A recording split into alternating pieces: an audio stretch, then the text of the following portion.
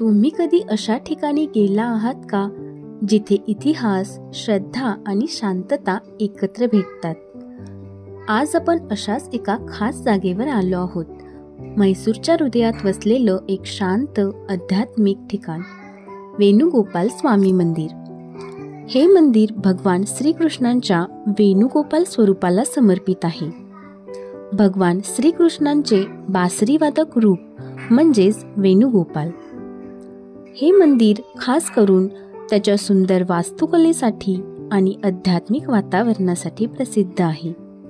चला तर मग सुरू करूया आपली या मंदिराची सुंदर सफर.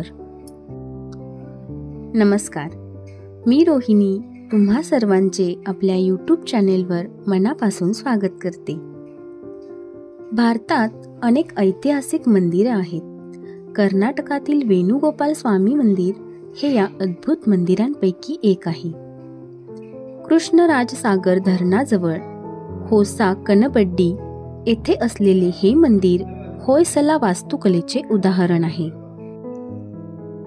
1909 मध्ये एम विश्वेश्वरय्या यांनी कृष्णराजसागर धरण प्रकल्पाची कल्पना करण्यापूर्वी मंदिर परिसर कन्नबाडी गावात होता.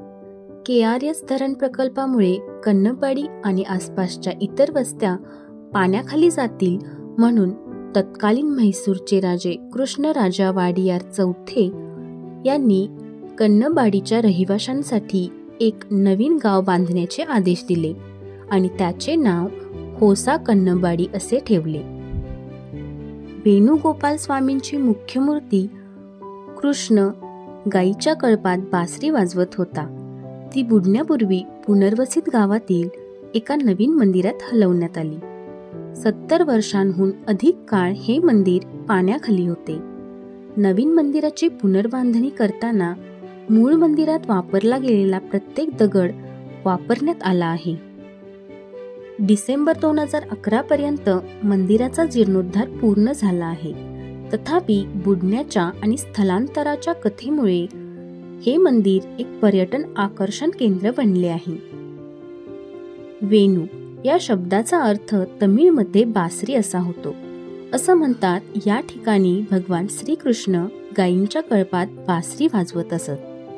खास गोष्ट ही आहे की आजही या मंदिरात भगवान श्रीकृष्णांच्या मधुर बासरीची धून ऐकायला येते. हा आवाज कुठून येतो ते मात्र कोणालाच माहीत नाही. हे मंदिर वृंदावन गार्डन पासून 9 किलोमीटर अंतरावर आहे. या मंदिराची पुनर्बांधणी करताना कोणतेही आधुनिक गॅजेट्स वापरले नाहीयेत.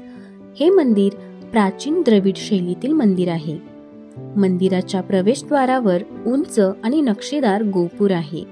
यावर रामायण आणि महाभारतांमधील प्रसंगाची कोरीव कामं आहेत. गर्भगृहात भगवान श्रीकृष्णांची सुंदर मूर्ती आहे. मूर्ती काळ्या ग्रॅनाइट दगडाची असून ती अत्यंत सुंदर व नक्षीदार आहे. मंदिराच्या भिंतींवर प्राचीन तमिळ आणि संस्कृत मधील शिलालेख आहेत. हे शिलालेख त्या काळातील राजांचा आणि मंदिराच्या बांधणीचा इतिहास सांगतात. हे मंदिर मूळ मंदिराच्या उत्तर दिशेस 1 किलोमीटर अंतरावर आहे. कृष्णराजसागर धरणाचे बॅकवॉटर या मंदिराच्या भोवती असल्याने संध्याकाळच्या वेळी मंदिराचा परिसर जास्तच शांत व सुंदर वाटतो. तर मंडळी, हे होतं म्हैसूर जवळील वेणुगोपाल स्वामी मंदिराचं एक दर्शन. इथलं शांत वातावरण, प्राचीन स्थापत्य आणि भक्तिभाव पाहून मन अगदी प्रसन्न होतं.